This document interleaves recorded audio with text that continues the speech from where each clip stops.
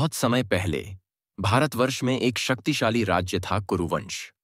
इस वंश में एक धर्मात्मा और पराक्रमी राजा हुए जिनका नाम था पांडु। पांडु बचपन से ही वीर और गुणवान थे। उन्होंने अस्त्र शस्त्र विद्या में शीघ्र ही कुशलता प्राप्त कर ली। जब धृतराष्ट्र बड़े हुए तो उनकी नेत्रहीनता के कारण उन्हें राज्य का उत्तराधिकारी नहीं बनाया जा सका। इसलिए पांडु को कुरुवंश का राजा घोषित किया गया। पांडु ने अपनी प्रजा का बड़ी निष्ठा और धर्मपरायणता से पालन किया। उन्होंने अपने पराक्रम से राज्य की सीमाओं का विस्तार भी किया। पांडु ने 2 विवाह किए।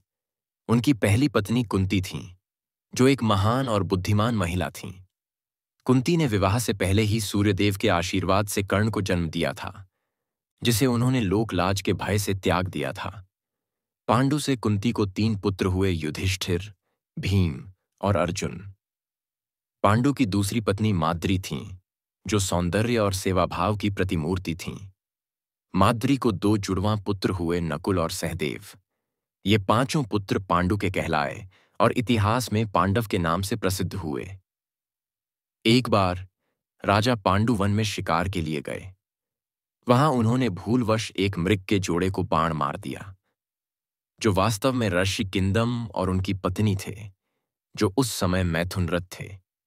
ऋषिकिंदम ने मरते हुए पांडु को श्राप दिया कि जब भी वे किसी स्त्री के साथ समागम करेंगे, उनकी मृत्यु हो जाएगी। इस श्राप से पांडु अत्यंत दुखी हुए और उन्होंने राजपाट त्याग दिया। वे अपनी दोनों पत्नियों के साथ वन में रहने लगे। वन में रहते हुए पांडु ने ब्रह्मचर्य का पालन करने का निश्चय किया, लेकिन संतान की इच्छा उनके मन में बनी रही। कुंती ने अपने ऋषि दुर्वासा से मिले हुए ज्ञान और देवताओं के आशीर्वाद के कारण एक एक करके धर्मराज के आशीर्वाद से युधिष्ठिर, वायुदेव के आशीर्वाद से और इंद्रदेव के आशीर्वाद से अर्जुन को जन्म दिया।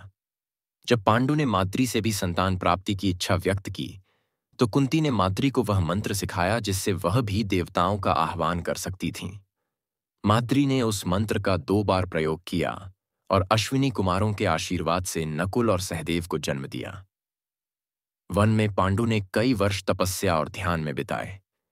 एक दिन ऋतु परिवर्तन के समय पांडु अपनी पत्नी माद्री के सौंदर्य पर मोहित हो गए और ऋषि के श्राप को भूल बैठे। जैसे ही उन्होंने माद्री के साथ समागम किया, उनकी मृत्यु हो गई। माद्री अपने पति की मृत्यु के दुख को सहन नहीं कर पाईं और उन्होंने पांडु के साथ ही सती होने का निर्णय लिया। कुंती ने अपने 5 पुत्रों का पालन पोषण किया और उन्हें हस्तिनापुर वापस ले गईं, जहां से महाभारत की महान कथा आगे बढ़ती है। राजा पांडु एक धर्मात्मा, न्यायप्रिय शासक थे, लेकिन ऋषि के श्राप के कारण उनका जीवन दुखद अंत को प्राप्त हुआ। उनके 5 पुत्रों ने आगे चलकर धर्म की स्थापना के लिए महत्वपूर्ण भूमिका निभाई।